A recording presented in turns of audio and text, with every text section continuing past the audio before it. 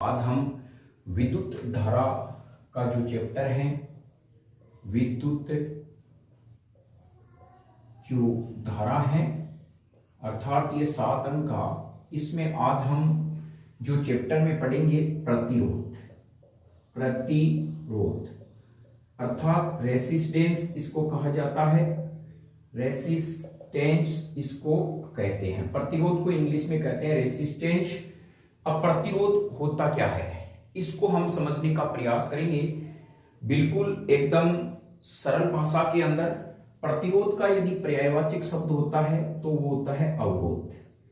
हम यहां पर क्या कहते हैं, अपनी जो सामान्य भाषा में इसे अवरोध कहते हैं, लेकिन विज्ञान में इसे प्रतिरोध कहा जाता है रेजिस्टेंस के हिसाब से।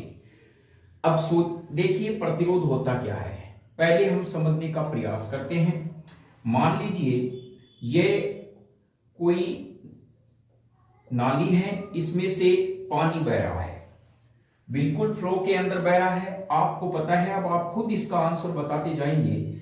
मान लीजिए सपोज कीजिए यहां पर पत्थर या कोई पॉलीथीन की थैली है, पॉलीथीन की थैली है, यहां पर पत्थर जमा हुआ है। तो बताइए पानी का प्रवाह क्या उसी अनुपात में बहेगा जिससे बहता आ रहा है या कम होगा?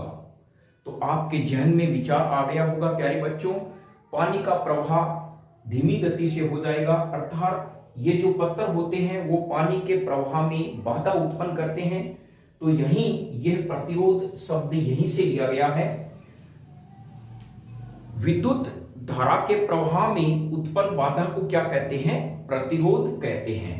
अर्थात जो यहां पे हम कहते हैं जल का प्रवाह, जल का प्रवाह, तो जल के प्रवाह में उत्पन्न बाधा कौन उत्पन्न कर रहा है? ये पत्थर उत्पन्न कर रहा है।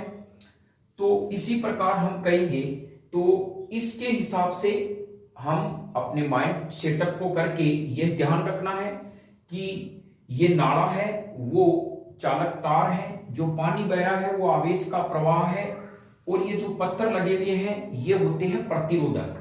ये पत्थर किसका काम कर रही हैं प्यारे बच्चों? यहां पे कर रही हैं प्रतिरोधक का, प्रतिरोधक का। तो चलिए परिभाषा लिखते हैं एकदम सरल शब्दों में। तो हम कह सकते हैं चालक तार में, चालक तार में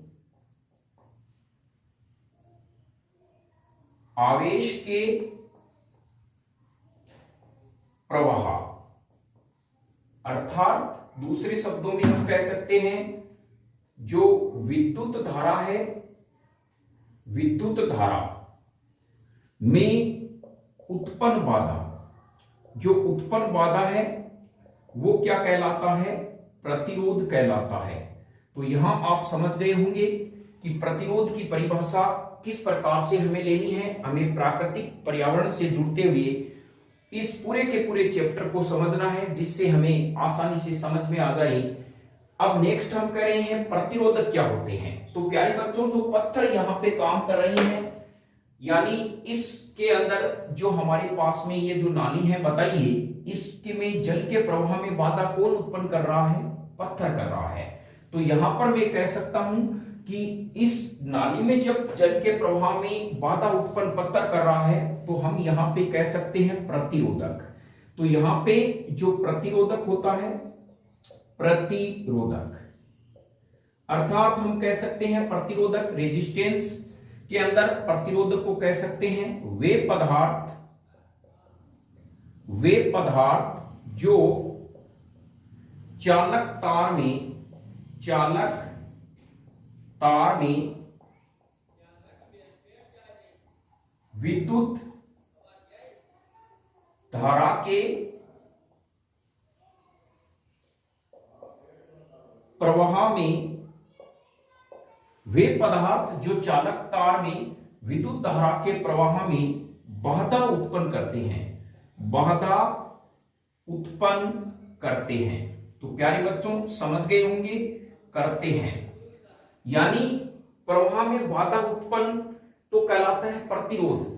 और प्रतिरोधक कहते हैं जो पदार्थ, यहां ध्यान रखें, वे पदार्थ जो चालक तार में विद्युत धारा के प्रवाह में बाधा उत्पन्न करते हैं वो कहलाते हैं प्रतिरोधक। रोधक कहलाते हैं। उदाहरण हम जानते हैं कौन कौन से पदार्थ है प्यारे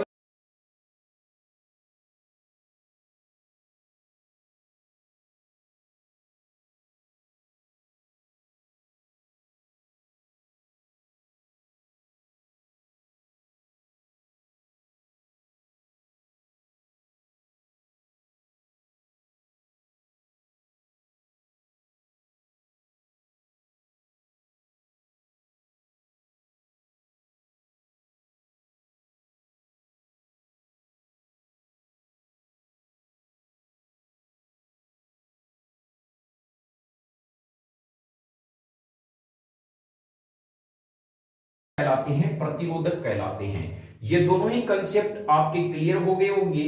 अब यहां पे बात आती है इनके मात्रक की, अर्थात इसका जो यूनिट होता है, मात्रक है, वो क्या होता है। प्रतिरोध का मात्रक होता है प्यारे बच्चों ओम। देखिए हम अक्सर देखते हैं कि जब सपोज कीजिए हमारी कोई समस्या आती है, हमारा पढ़ने में मन नहीं लगता है या किसी भी प्रकार का व्यवधान आता है, तो हम शिव को याद करते हैं और शिव का एक ही उच्चारण होता है ओम।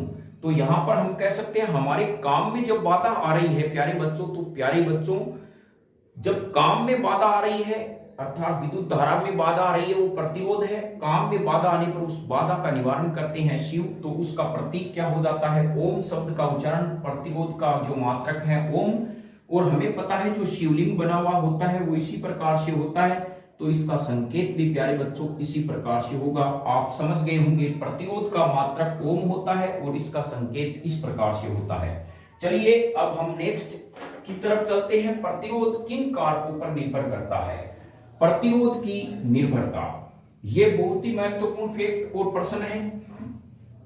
फिर नेक्स्ट है प्रतिरोध की निर्भरता। प्रतिरोध की निर्भरता, तो हम यहां पे कह सकते हैं प्रतिरोध निम्न कारकों पे निर्भर करता है। प्रतिरोध निम्न कारकों पे निर्भर करता है, निम्न कारक पर निर्भर करता है, निर्भर करता है। तो हम यहां पे इंग्लिश मीडियम वालों के लिए भी ज्यादा डिफिकल्ट है नहीं। Resistance are depends on these following factor, यानी निम्न कारकों पे निर्भर करता है। नंबर 1, अब हम इसको समझने का प्रयास करते हैं कि क्या होता है। पहले हम एक माइंड सेटअप के अंदर मानते हैं, हम अपने घरों के अंदर चलते हैं। एनसीईआरटी का यही उद्देश्य है, आपको पर्यावरण परिस्थिति से जोड़ते हुए आपके तमाम प्रश्नों को हल कराया जाए, जिससे आपकी जो साइंस का आपने बर्डन ले रखा है प्यारे बच्चों, वो एकदम सरल शब्दों में हो जाए।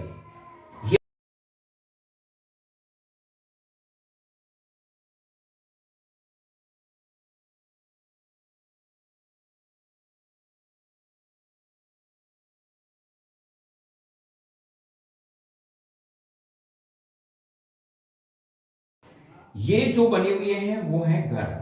अब इनको समझने का प्रयास कीजिए।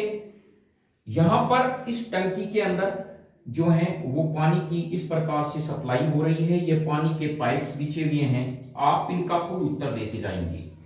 पहले तो प्यारे बच्चों बताइए, इस घर की दूरी और इस घर की दूरी टंकी में किसकी दूरी ज्यादा है? इसकी ज्यादा है, इसकी कम है, इसकी बहुत ज्यादा है, इसकी बहुत ज्यादा है, इसकी और ज्यादा है।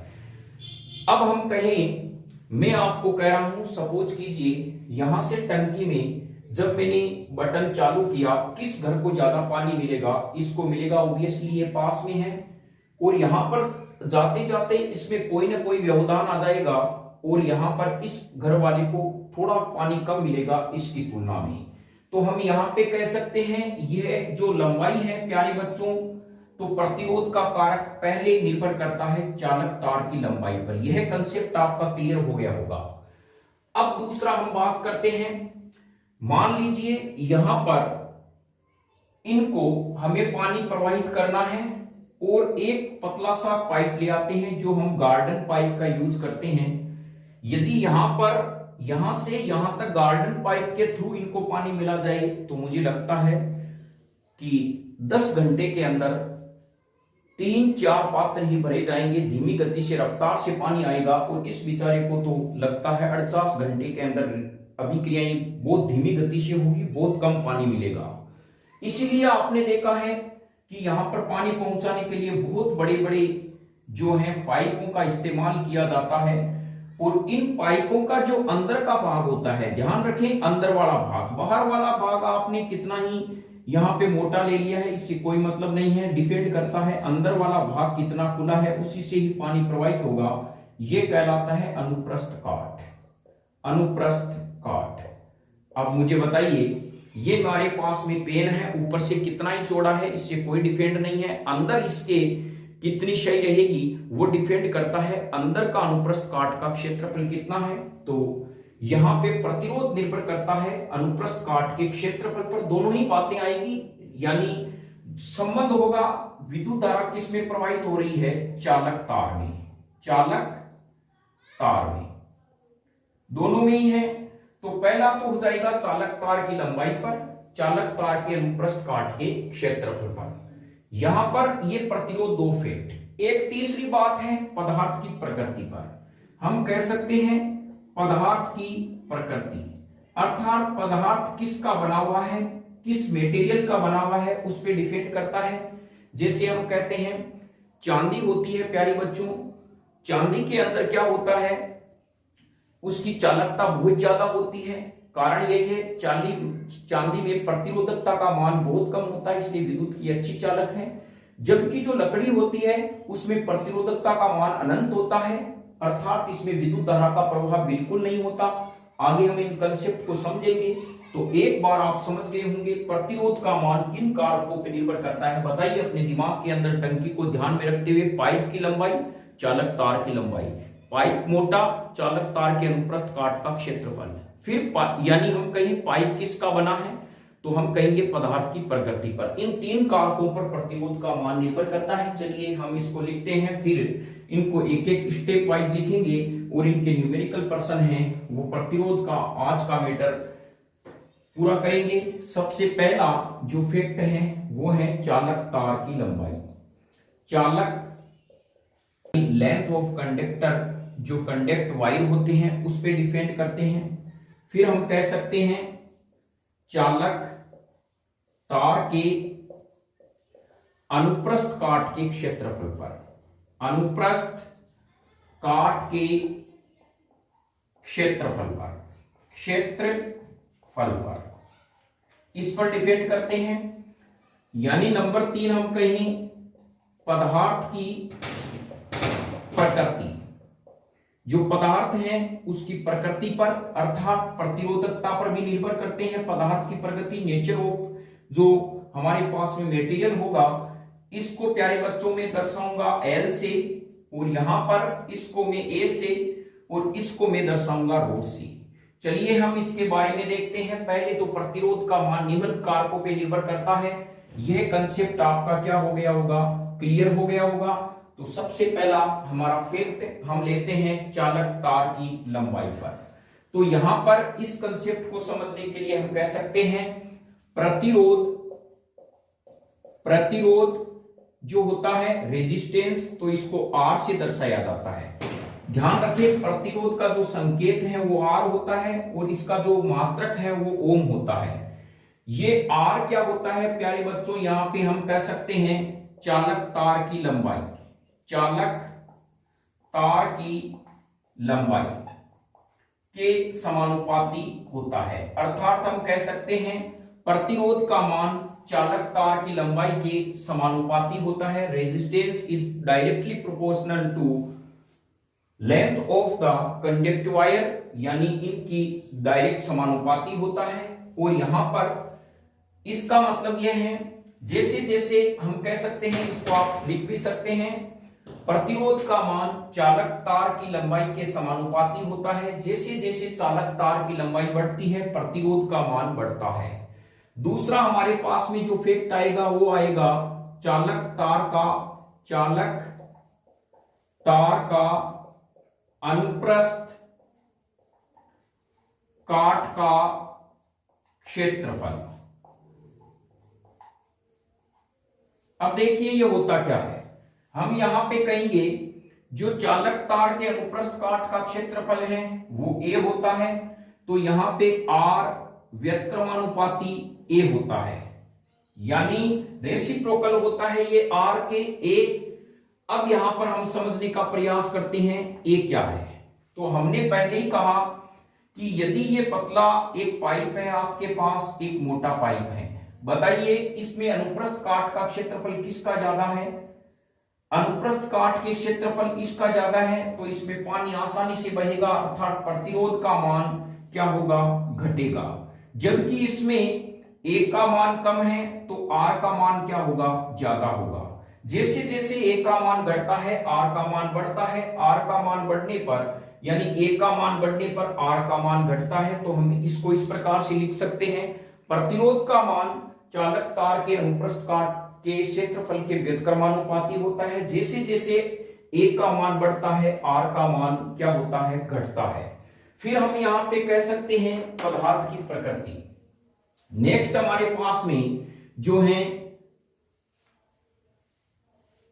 तीसरा जो फैक्ट है वो है पदार्थ की प्रकृति।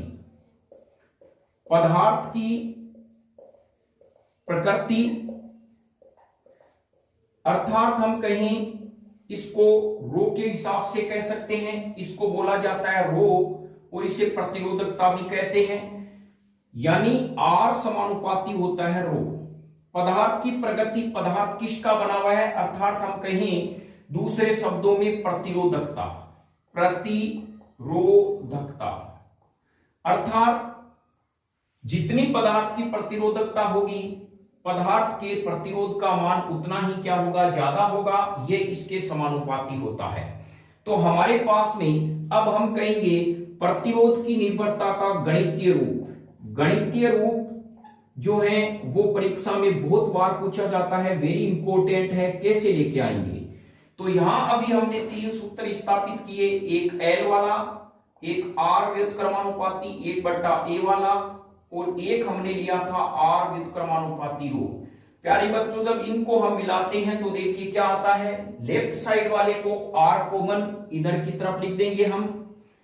अब व्युत्क्रमानुपाती में ये जो हमारे पास में है जो इधर की तरफ बराबर का चिन्ह लगा देंगे और यहां पे मैं लगा दूंगा ऊपर। देखिए ऊपर वाली संख्या को ऊपर ले लेंगे, L और ये रो है तो ये रो और ये L बट्टे में क्या है? A। तो यह हमारे पास में प्रतिरोध ज्ञात करने का गणितीय रूप है। ध्यान रखें, वेरी वेरी इंपॉर्टेंट है। तो यहां पे देखिए प्रतिरोध का मान पदार्थ की प्रकृति के समानुपाती, चालक तार की लंबाई के समानुपाती, अनुप्रस्थ काट के व्युत्क्रमानुपाती होता है। यह प्रतिरोध ज्ञात करने का गणितीय रूप है। कभी कभी एग्जाम में डायरेक्ट प्रश्न आता है प्रतिरोध की निर्भरता का गणितीय रूप लिखिए, तब हम सोचते हैं गणितीय रूप क्या होता है। ये हमारे पास में जो समीकरण है वो इसका गणितीय रूप होता है। अब जो नेक्स्ट हमारे पास में फैक्ट आता है वो है विशिष्ट प्रतिरोध या प्रतिरोधकता। तो यहां पर जो नेक्स्ट हमारे पास में जो लाइन है वो विशिष्ट प्रतिरोध के बारे में है, अर्थात हम कहीं विशिष्ट प्रतिरोध या इसको प्रतिरोधकता, प्रतिरोधकता। अब देखिए यह है क्या प्यारे बच्चों, इसको कहा जाता है, ये एक क्या है हमारे पास में समानुपाती स्थिरांक है। क्या है ये? समानुपाती स्थिरांक है जो प्रतिरोधकता, विशिष्ट प्रतिरोध इनको दर्शाता है। ये होता क्या है अब हम समझते हैं। तो इसका मान मुझे चाहिए तो ये होगा क्या? तो हम यहां पे कह सकते हैं जब मेरे पास में चालक तार की लंबाई का मान 1 मीटर हो, अनुप्रस्थ काट का मान 1 सेंटीमीटर स्क्वायर हो, अर्थात 1 सेंटीमीटर हो, चालक तार की लंबाई मेरे पास में 1 सेंटीमीटर ले लें चाहे या 1 मीटर ले लें, और इसका मान अनुप्रस्थ काट का जो क्षेत्रफल है हमें पता है मीटर गुणा मीटर होता है, अर्थात मीटर स्क्वायर हो गया, हम कहीं वर्ग मीटर हो गया। तो जो चालक तार का जो प्रतिरोध आता है उसे ही विशिष्ट प्रतिरोध या प्रतिरोधकता कहा जाता है। चलिए इसको हम समझने का प्रयास करते हैं। इसी से ही हमें विशिष्ट प्रतिरोध और प्रतिरोधकता की परिभाषा निकालनी है। किस प्रकार से? जब चालक तार की लंबाई 1 मीटर हो, वह अनुप्रस्थ काट का क्षेत्रफल 1 वर्ग मीटर स्क्वायर हो, 1 वर्ग मीटर हो, तो जो चालक तार के प्रतिरोध का मान आता है वही उसका विशिष्ट प्रतिरोध या प्रतिरोधकता कहलाता है।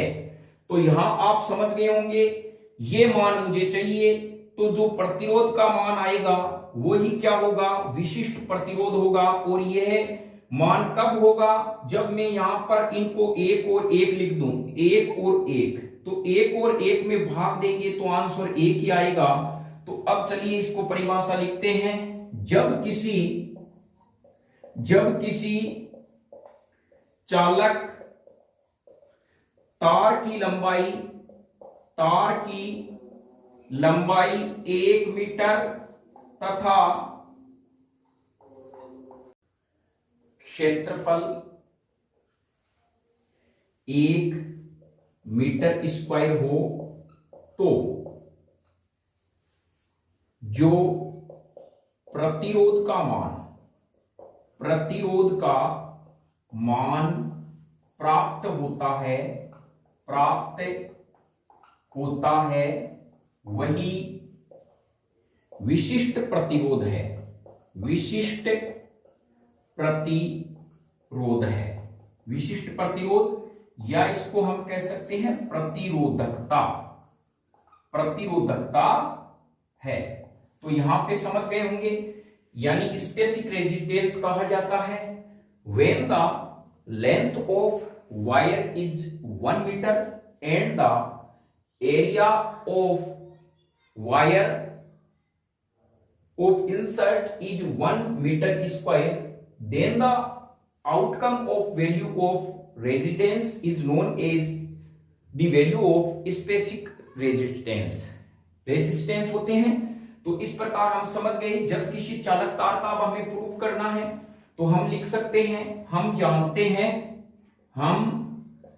हैं एज वी नो, हम जानते क्या है, आर बराबर होता है रो, इसको प्यारे बच्चों बोला जाता है रो, और ये होता है एल बट्टा ए।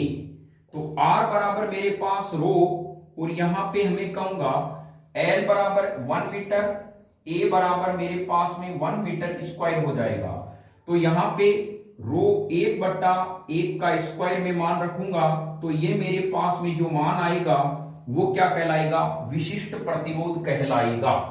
तो यह एक क्या है? प्रतिरोध स्थिरांक भी होता है, रो को भी जाना जाता है, पदार्थ की प्रगति से इसका संबंध होता है। इसे विशिष्ट प्रतिरोध तब होता है जब इनके मान क्या हो जाते हैं? एक एक लिखे जाते हैं। तो यह कंसेप्ट आपके समझ में आ गया होगा। नेक्स्ट जो परीक्षा में महत्वपूर्ण प्रश्न है वो है प्रतिरोधकता का मात्रक।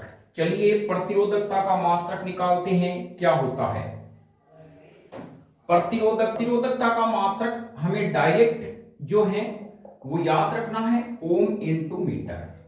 ओम इंटू मीटर होता है, और इसको हम संकेत में कह सकते हैं ओम, और ये मेरे पास में मीटर, यानी इसको हटा के आप इस प्रकार से भी लिख सकते हैं। अब ये आया कैसे वो समझना जरूरी है।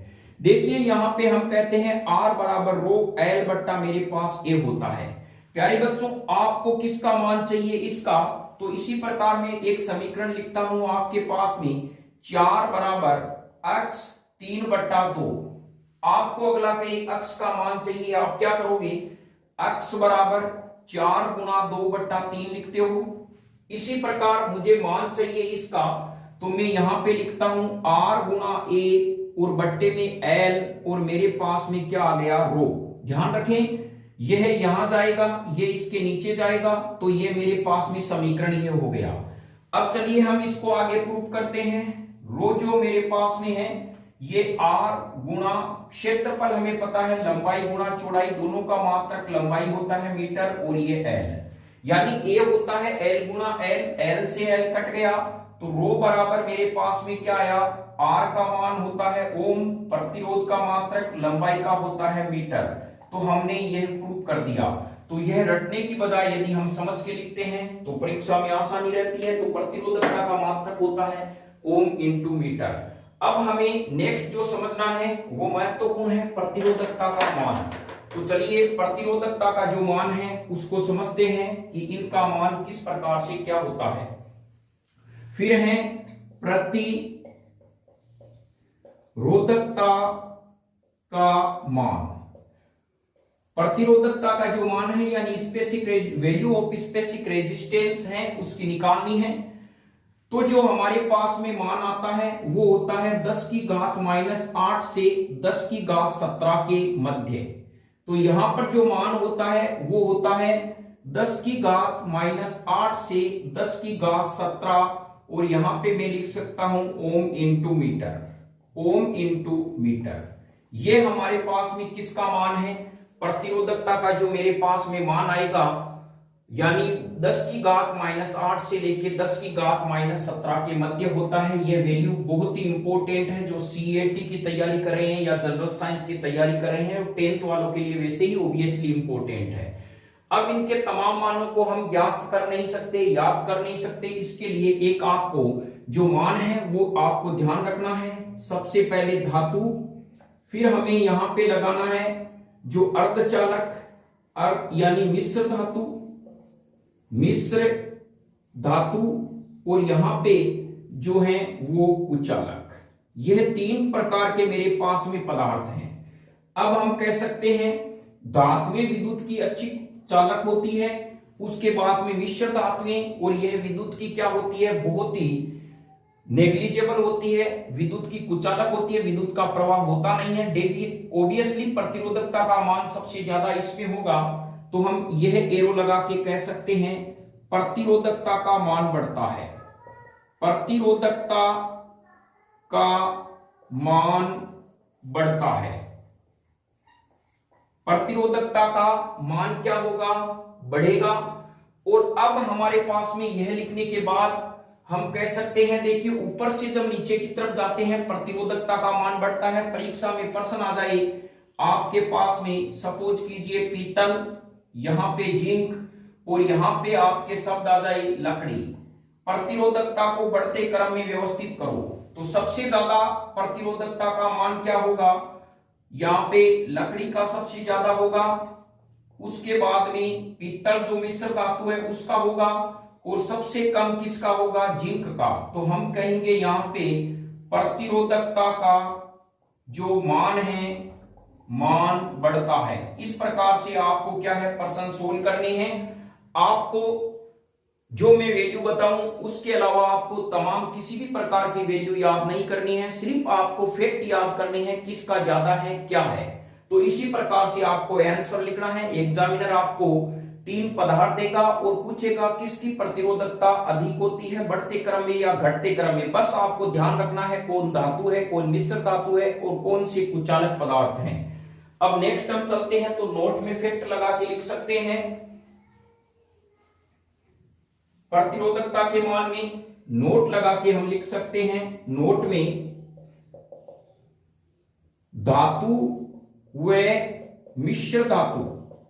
मिश्र धातु की प्रतिरोधकता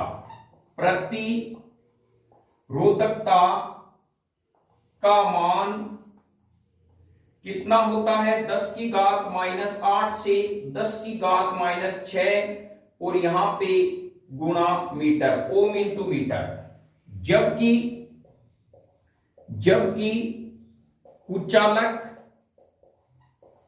की प्रतिरोधकता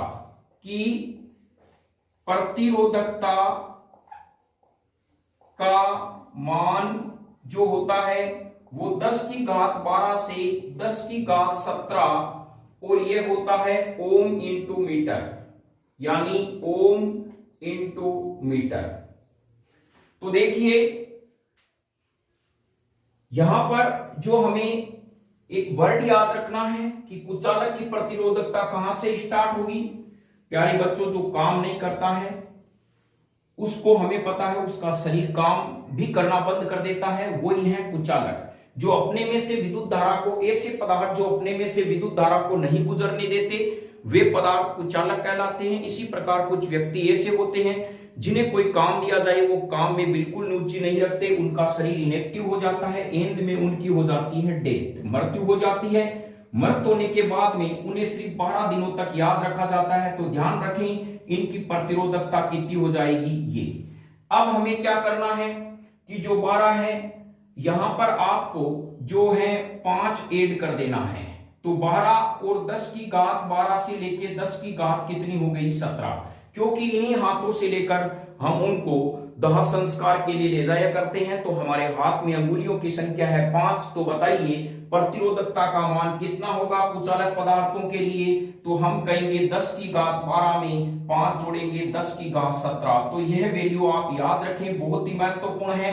कुचालक पदार्थ की विशिष्ट प्रतिरोधकता या प्रतिरोधकता का मान होता है, और इसकी आप धातु की जो है वो याद रखना -8 से -6। अब चलिए यह फैक्ट हो जाता है, और इंपॉर्टेंट फैक्ट हमें 2 पदार्थों का ध्यान रखना है। वो क्या है? हम कह सकते हैं नोट लगा के, चांदी का प्रतीक होता है Ag। ध्यान रखें यह शब्द अर्जेंटम के लैटिन भाषा से लिया गया है। चांदी जो है वो अर्जेंटम के लैटिन भाषा से लिया गया शब्द है। अर्जेंटम लैटिन भाषा में है, इसका प्रतीक Ag होता है। तो यहां पर क्या होता है, चांदी की प्रतिरोधकता क्या होती है का मान 1.6 गुणा 10 की घात -8 ओम इंटू मीटर है। यह मान ध्यान रखें, यानी यह मान अत्यंत नगण्य है, यह अत्यंत नगण्य है। इसी कारण नेग्लिजिबल है, इसी कारण चांदी विद्युत की सर्वोत्तम सुचालक होती है। तो यह कंसेप्ट आपके समझ में आ गया होगा। चांदी विद्युत की सर्वोत्तम सुचालक क्यों होती है? क्योंकि इसकी प्रतिरोधकता का मान बहुत ही कम होता है, यानी 1.6 गुणा 10 की घात -8। इसी कारण यह विद्युत की क्या होती है, सर्वोत्तम सुचालक होती है। नेक्स्ट हमारे पास में प्रतिरोधकता का जो मैटर है वो यहाँ पे प्रतिरोध और प्रतिरोधकता का खत्म होता है। अब कुछ मिश्र धातुएं हैं जो हमें एग्जाम में पूछी जाती है, वो मिश्र धातुएं। प्यारे बच्चों देखिए मिश्र धातुएं होती क्या है। सबसे पहले हम कह सकते हैं जब 2 या 2 से अधिक धातुओं को एक निश्चित अनुपात में मिलाने पर जो हमें धातु प्राप्त होती है उन्हें मिश्र धातु कहा जाता है। तो हम यहां पे कह सकते हैं 2 या 2 से अधिक धातु को निश्चित अनुपात में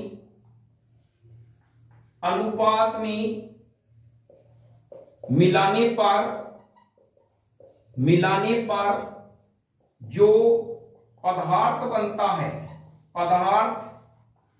बनता है उसे मिश्र धातु कहते हैं, मिश्र धातु कहते हैं। तो यहां पर आप समझ गए होंगे। तो यहां हम कह सकते हैं इसमें धातु प्लस धातु, और यहां पे अधातु भी हो सकती है एक। यहां पर 2 या 2 से अधिक धातु जो है वो परिभाषा के अनुसार है। धातु तो इसमें मिश्र धातु में एक पक्का धातु होगी, और धातु और एक अधातु के अंदर भी हम कर सकते हैं। तो यहां पे मेरे पास में क्या बनेगी, मिश्र धातु बनेगी। यह हमारे समझने के लिए कंसेप्ट क्या हो गया, क्लियर हो गया।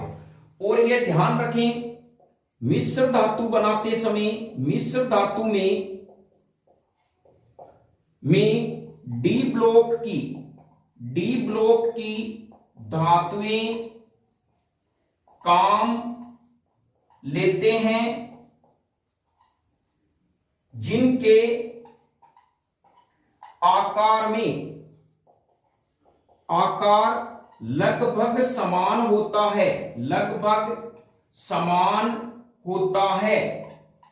तो यहां पर मिश्र धातु क्या होती है, 2 या 2 से अधिक धातु को निश्चित अनुपात में मिलाने पर जो पदार्थ बनता है उसे मिश्र धातु है। मिश्र धातु में धातु के साथ अधातु भी हो सकती है, यह कथन भी सत्य है। जैसे क्या होता है, कार्बन को यदि हमारे पास स्टेनलेस स्टील है उसमें कार्बन मिलाया जाता है, कार्बन अधातु होती है जिससे उसकी कठोरता बढ़ जाती है। मिश्र धातु में डी ब्लॉक की धातुएं काम में लेते हैं। ध्यान रखें आवर्त सारणी में S block, P block, D block, F block है जिसमें डी ब्लॉक की धातुएं काम में लेते हैं। क्यों लेते हैं? इनका आकार क्या होता है? लगभग समान होता है। फिर क्या होता है, मिश्र धातु बनाया कैसे जाता है? अक्सर आपने देखा है जो सोने के आभूषण बनाते हैं वो सुनार को जब आपने देखा होगा कि मान लीजिए सपोज कीजिए ये हमारे पास में सोना है, पहले जिस धातु से में मिश्र धातु मिलानी है उसको पहले क्या किया जाता है? ताप देकर इसको पिघलाया जाता है। पिघलाने पर दूसरी धातु को इसमें क्या कर दिए जाते हैं? निश्चित अनुपात में कितना इसमें मिलाना है वो इसके अंदर मिला देते हैं। तो यह मेरे पास में क्या बन जाती है? मिश्र धातु बन जाती है। अर्थात जिस पहले सर्वप्रथम जिस धातु में दूसरी धातु को मिलाना है तो पहले उस धातु को पिघलाया जाता है, फिर उस दूसरी धातु को उसमें मिला देते हैं, फिर ठंडा करने से मिश्र धातु प्राप्त हो जाती है। चलिए अब हम नेक्स्ट जो एग्जांपल है मिश्र धातु को लेते हैं। सबसे पहले हमारे पास में है पीतल। पीतल में प्यारे बच्चों एक कॉपर होता है और प्लस एक होता है जिंक। जो है कॉपर और जिंक यानी कॉपर प्लस जिंक इसमें मिला हुआ होता है। कॉपर 30% होता है, जिंक 70% होता है पीतल में। दूसरा हमारे पास में आता है कांसा।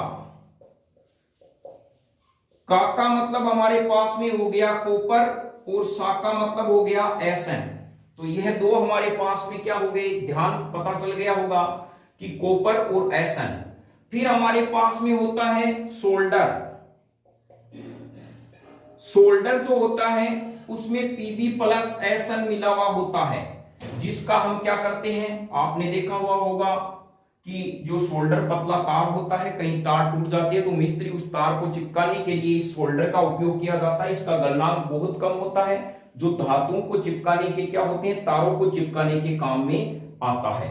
नेक्स्ट हमारे पास में जो है उसके बारे में नाइक्रोम, जो महत्वपूर्ण मिश्र धातु है वो है नाइक्रोम। नाइक्रोम इसके उपयोग विद्युत हीटर में इसका उपयोग किया जाता है। इसमें प्यारे बच्चों देखिए नाई, निकिल, क्रोमियम, मैग्नीज और इसमें Fe भी होता है और प्लस क्या होता है? आई का मतलब आयरन यानी Fe। तो इसमें कौन सी मिश्र धातु होती है? निकिल होता है, प्लस क्रोमियम होता है, प्लस आयरन होता है, प्लस मैग्नीज होता है। यानी इसको कहा जाता है, निकिल का संकेत होगा Ni निकल, इसको कहते हैं क्रोमियम, ये होता है आयरन और यह मेरे पास में है मैग्नीज।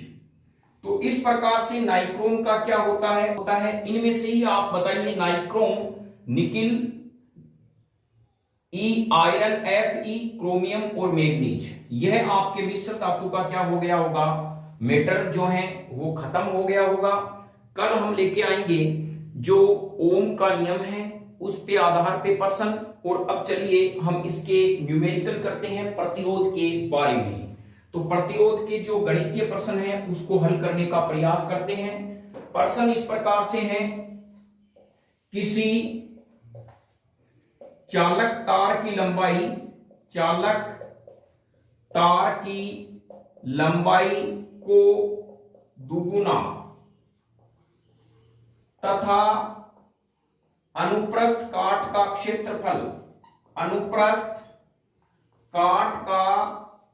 क्षेत्रफल आधा कर दें तो प्रतिरोध का मान होगा। तो यहां पे हमें सोल्व करना है। यह हमारे पास में प्रश्न है। तो देखिए सबसे पहले प्रश्न को देख के घबराना नहीं है, हल में लिखना है दिया हुआ है। दिया हुआ है। दिया हुआ क्या है? यहां पर जो चालक तार की लंबाई है वो है दुगुनी। तो दुगुनी का मतलब पहले 1 था, अब 2 कर देना है, तो 2 मीटर। अनुप्रस्थ काट का क्षेत्रफल आधा। 1 का मतलब कितना हो गया? 1/2। आर का मान आपको पूछा है, आर का मान हमें ज्ञात करना है, तो ये प्रश्न चिन्ह। अब हमारे पास में कोई ऐसा समीकरण है जिससे हम वैल्यू बिठा सकते हैं? तो बिल्कुल हमारे पास में है आर बराबर रो एल बट्टा ए। हम कहेंगे इसका क्या होगा?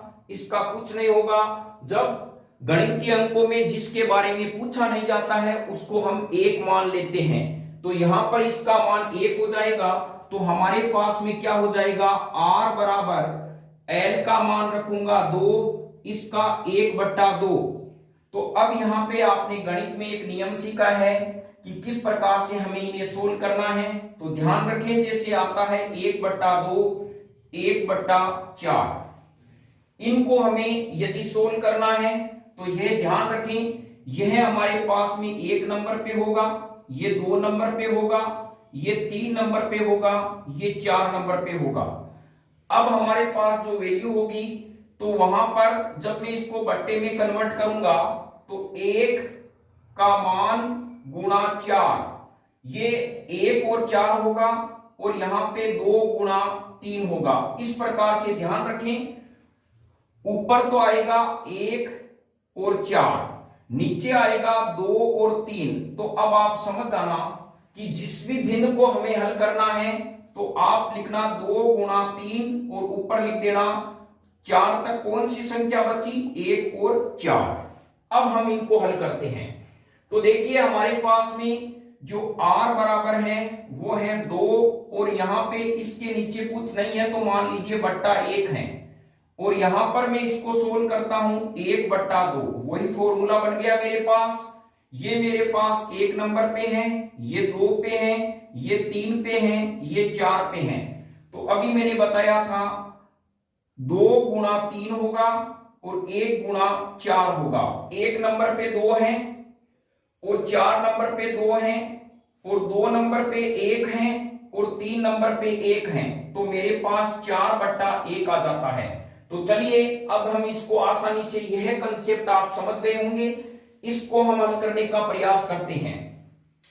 हमारे पास जब 2/1/2 लिखा है, इसके नीचे आपको मान लीजिए 1 है, तो यह ऊपर जाएगा, तो श्योर हमारे पास में आंसर आ जाएगा 2 गुणा 2/1 बराबर 4 ओम। तो प्रतिरोध का मान है वो पहले की तुलना में कितना गुना हो जाएगा? 4 गुना हो जाएगा। तो यह आपके समझ में आ गया होगा किस प्रकार से क्या प्रोसेस है। इसको समझाने का यही तरीका है। कुछ ऐसे भी बच्चे होते हैं जिन्हें एक बार यदि सही तरीके से समझा दिया जाए तो उनके लिए पूरा प्रतिरोध तो क्या, पूरी विज्ञान सरल हो जाती है। बस उनको अपने ही अंदाज में सरल भाषा में समझाने का काम कर रहा है न्यू कंसेप्ट क्लासेज। क्योंकि हमें पता है हर स्तर के बच्चे होते हैं, कुछ को कम समझ में आता है, कुछ को मध्यम समझ में आता है, कुछ को ज्यादा समझ में आता है। तो हम उन बच्चों के लिए ये वीडियो है जिनको घर बैठे, मान लीजिए सपोज कीजिए विज्ञान में कोई कंसेप्ट समझ में नहीं आ रहा है, तो हमारा यही उद्देश्य है कि तमाम बच्चों के ये साइंस समझ में आए और वो आगे जाके देश का नव निर्माण करे और देश के विकास में योगदान दे। तो यह प्रश्न आपने सोल्व कर लिया होगा। चलिए नेक्स्ट प्रश्न में आपको देता हूं, उस प्रश्न को सोल्व कीजिए कि इसका आंसर क्या होगा। अब आपको प्रश्न सोल्व करना है बिल्कुल। तो यहां पे मेरे पास में है किसी चालक तार की लंबाई को आधा तथा प्रतिरोध तथा ए के मान, ए का मतलब अनुप्रस्थ काट का क्षेत्रफल के मान को 1/4 कर दे, 1/4 कर दे, तो प्रतिरोध पर क्या प्रभाव पड़ेगा, क्या प्रभाव पड़ेगा। इस प्रश्न को प्यारे बच्चों सोल्व कीजिए, देखें कि क्या आंसर होता है। तो चलिए इसको हम सोल्व करने का प्रयास करते हैं, क्या किस प्रकार से आंसर होगा। प्रश्न की लैंग्वेज समझते हैं। एल का मान कितना दिया है, आधा, तो 1/2 मीटर, और एक का मान कितना दिया है, 1/4, यानी 1/4, 1/4 यह मीटर हो गया। और आर का मान मुझे पूछा है, तो बिल्कुल हम इस प्रश्न को सोल्व करते हैं। यह मीटर स्क्वायर हो गया, तो यहां पे आर बराबर होता है रो L/A। मैंने पहले ही कहा इसका मान नहीं दिया है, एक मानना है, वैल्यू रखते हैं आर बराबर 1/2, और यहां पे जो एक का मान है वो क्या आ जाएगा, 1/4, इस प्रकार से आ जाएगा। वो का वही हमारे पास में क्या लग रहा है, कंसेप्ट लग रहा है। ये 4 ऊपर जाएंगे तो मेरे पास में आ जाएगा 4/2 बराबर 2 ओम। तो यहां पे जो प्रतिरोध का मान है वो कितना हो जाएगा, दुगुना हो जाएगा। तो देखिए L का मान मैंने रख दिया 1/2, और एक का मान क्या रख दिया, 1/4 रख दिया। तो यहां पर अब हम कहेंगे इसको उस विधि से कैसे सोल्व करें। तो सपोज कीजिए, मान लीजिए 1/1 है और 2/4 है, यह प्रोसेस आपने अपना लिया। इसके बट्टे में भी एक बैठा हुआ है नीचे, क्योंकि जो संख्या नहीं है तब उनमें एक मानना है। वही प्रोसेस 2 गुणा 3, 2 गुणा 3, 1 गुणा 4, ये 1 नंबर, 2 नंबर, 3 नंबर, 4 नंबर, 1 गुणा 4 आ जाएगा, 2 और 3 में क्या आ जाएगा, 1 गुणा 2, कट गया, आंसर आया 2। तो इस प्रकार आप भिन्न के मानों को हल कर सकते हैं। नेक्स्ट हमारे पास में प्रश्न जो है वो ये है, यह आप इसको उतार लें और स्क्रीनशॉट भी ले सकते हैं। नेक्स्ट हमारे पास में किस प्रकार का प्रश्न एग्जामिनर जो है वो देता है प्रतिरोध के बारे में। यहां पे प्रश्न है, चालक तार की लंबाई को, चालक तार की लंबाई को नियत रखते हुए, नियत रखते हुए एक का मान 4 गुना कर दे, 4 गुना कर दे, तो प्रतिरोध पर क्या प्रभाव पड़ेगा, प्रभाव पड़ेगा। चलिए इस प्रश्न को सोल्व करते हैं। यहां पर हमारे पास में सबसे पहले हम लिखेंगे दिया हुआ है, दिया हुआ है, क्या दिया हुआ है, L बराबर, यहां ध्यान रखें जब भी शब्द नियत आ जाता है मैंने कहा एक वैल्यू होगी उसकी। नियत का मतलब होता है 1, यानी 1 मीटर, और यहां पे एक का जो मान है वो कितना है, 4 गुना 4 मीटर स्क्वायर। R का मान क्या करना है, ज्ञात करना है। समीकरण मेरे पास में क्या होता है, R बराबर L/A, और ये रो बैठा हुआ है पास में, इसकी चर्चा ही नहीं है तो 1 होगा। R बराबर 1/4, तो इसका मतलब हमारे पास में प्रतिरोध का मान जो हो जाएगा वो हो जाएगा, डायरेक्ट हमने सोल्व कर लिया, यहां पे हो जाएगा 1/4। तो यहां पर यह लैंग्वेज भी हो सकती है, प्रतिरोध का मान, नए प्रतिरोध का मान, नए प्रतिरोध का मान 1/4 हो जाएगा, 1/4 हो जाएगा, अर्थात 1/4 हो जाएगा। यह आप समझ जाना। तो इस प्रकार हमारे पास में प्रश्न हो गए। अब नेक्स्ट जो कंसेप्ट में सीधा प्रश्न उठाता है वो किस प्रकार से है, आपको क्या करेगा, 2 तार दे देगा, एक तार आपने इतना दे दिया, एक इतना बड़ा दे दिया, यानी यह है पतला तार, पतला तार, और यह है आपके पास मोटा तार। अब कहें यह तार ए है और ये बी है। बताओ किसके प्रतिरोध का मान क्या होगा, ज्यादा होगा। तो हमें अभी कंसेप्ट पता करना है। आर बराबर रो एल बट्टा ए, लंबाई इनकी मान लीजिए सेम दे रहा है। अगला सीधा इतना ही कह रहा है। एक आपके पास पतला तार है, एक मोटा तार है, बताओ किसका प्रतिरोध ज्यादा होगा। तो यहां पे मेरे पास में यह कंसेप्ट लगेगा, इन दोनों के मान को एक मान लूंगा जब बात ही नहीं हो रही है, तो आर समानुपाती 1/a। अब हम समझ गए, जैसे जैसे अनुप्रस्थ काट का मान बढ़ेगा आर का मान कम होगा, तो इसका मतलब इसका अनुप्रस्थ काट का क्षेत्रफल ज्यादा है, इसके अनुप्रस्थ काट का क्षेत्रफल कम है। तो मोटे तार का प्रतिरोध पतले तार की तुलना में क्या होगा, कम होगा। यह आप कंसेप्ट समझ गए होंगे। एक आपके पास में जो इजी वे में पर्सन है वो पुटअप कर सकते हैं, जो सीईटी की तैयारी कर रहे हैं उनके लिए पर्सन, या जो हमारे 10th क्लास के बच्चे हैं उनके लिए भी यह पर्सन महत्वपूर्ण है। यदि चालक तार को खींचकर लंबाई दुगुनी कर दे, दो गुना कर दे, तो प्रतिरोध पर क्या प्रभाव पड़ेगा, प्रतिरोध पर क्या प्रभाव पड़ेगा। तो यहां देखिए, जब हमारे पास में कॉमन कंसेप्ट है, जब मेरे पास में एक तार है उसकी मैं लंबाई खींच के लंबा कर रहा हूं, तो आप बताओ, जैसे हमारे पास ये पेन है, इसका अनुप्रस्थ काट का क्षेत्रफल इतना है, मैं इसको खींच के लंबा कर रहा हूं, तो समझ गए ये अंदर से भी पिचकेगा, अर्थात अनुप्रस्थ काट का क्षेत्रफल क्या होगा, कम होगा जैसे जैसे लंबाई बढ़ेगी। तो यहां पे कह रहा है कि यदि किसी चालक तार को खींचकर दुगुना कर दे, प्रतिरोध पे क्या प्रभाव पड़ेगा, यदि अनुप्रस्थ काट का क्षेत्रफल है वो नियत रखा जाए।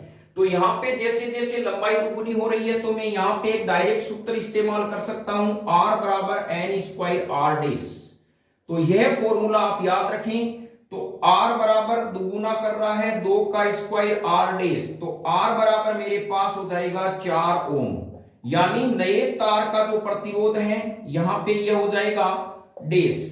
यह जो नए तार का प्रतिरोध है उसका मान हो जाएगा 4 गुना। अब बताओ, मैं चालक तार को खींचकर उसकी लंबाई को 1/4 कर देता हूं, यानी 5 गुना कर देता हूं, सपोज कीजिए, बताओ प्रतिरोध का मान कितना होगा। आप कहोगे नया प्रतिरोध और गुणा पुराना प्रतिरोध। पहले पूरा प्रतिरोध का मान लीजिए 1 ही है, बढ़ा के 5 कर दिया, तो R डेस बराबर 5 का स्क्वायर गुणा R, तो यहाँ पे R डेस बराबर 25 ओम हो जाएगा प्रतिरोध का जो मात्रक है। तो प्यारे बच्चों ये समझ गए हो।